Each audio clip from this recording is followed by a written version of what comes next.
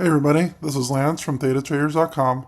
This video I'm going to go over one of the fairly older tasty trade mechanics, and the back testing looks very good, and I'm going to start implementing this. It's a pretty straightforward strategy and you could get good returns, as you'll see. So let's get right to it. So this is a slightly modified tasty mechanics trade.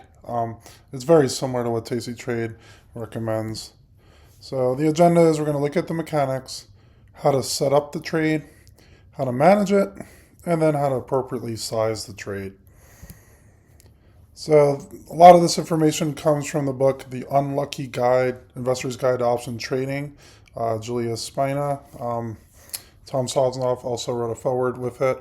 I heard them talk about a year ago, and they were talking a little bit about the book, but about other factors that they look at.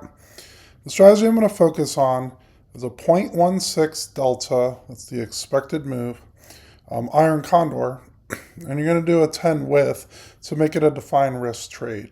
You could do this with different widths, like a 5 width trade, even bigger than 10 width, or even make it a strangle where you just sell the call and the put. But I'm going to do this as a defined risk trade with the iron condor because I'm going to be leaving the trade on at either closing it out at 50% profit, or if it gets to 21 days expiration. I'm going to be adding in this iron condor closest to around 45 days out, and then close it out at 21 days. Whichever one comes first. So if you're able to close it at 50% profit when you still have more than 21 days left, perfectly fine. If it gets to 21 days, then you're just going to close it out at whatever the premium is. So the back testing has good overall returns, even during COVID, even during Volmageddon. Here you look at the back test, did from January 2018 to early May of 2025. We're going to be selling a 16 delta put, selling a 16 delta call, and then we're going to go 10 width away on the put side, 10 width away on the call side. This is small account friendly as well. You only need $1,000 minus the credit you take in order to do the trade. So you'll need anywhere between around $700–800 to do the trade, because the premium ends up being about $200 to $300 in premium. I did every Wednesday, use the exact strike offsets, allocate 100% of portfolio. I wouldn't recommend that, but just wanted to see what the total results were. And then you can see the exit is 50% target profit, or exit at 21 DTE. And you can see here, really good returns. Compound annual growth rate was 30.1% per year.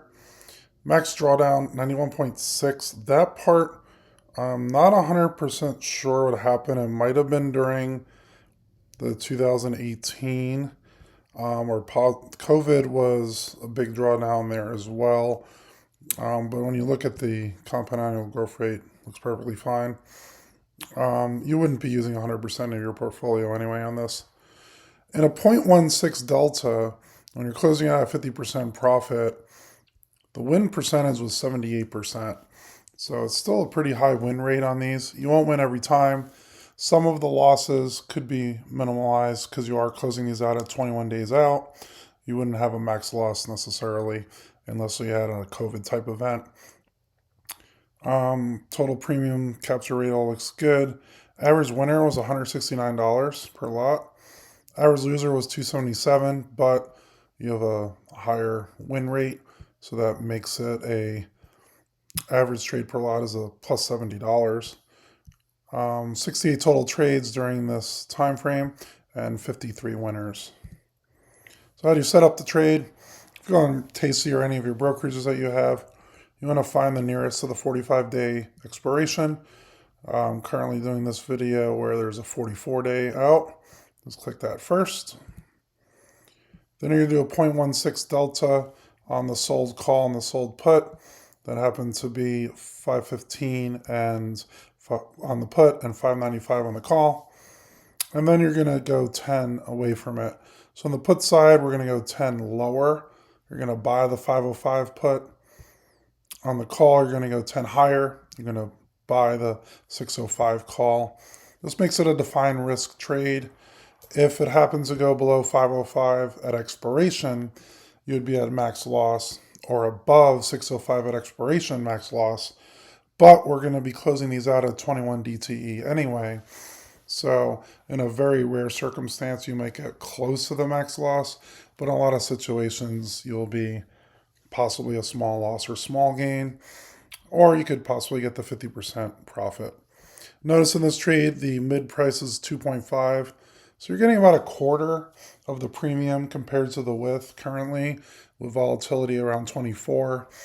When volatility is lower, this number will be lower. When volatility is higher, the number will be higher. And how to manage the trade? You're going to set a good till canceled, buy to close order. It's a good to cancel so you don't have to look at it every day. Just let it be. And then you're going to do the premium. In this case, it's like 2.5. Times it by 0.5, and you get 1.25.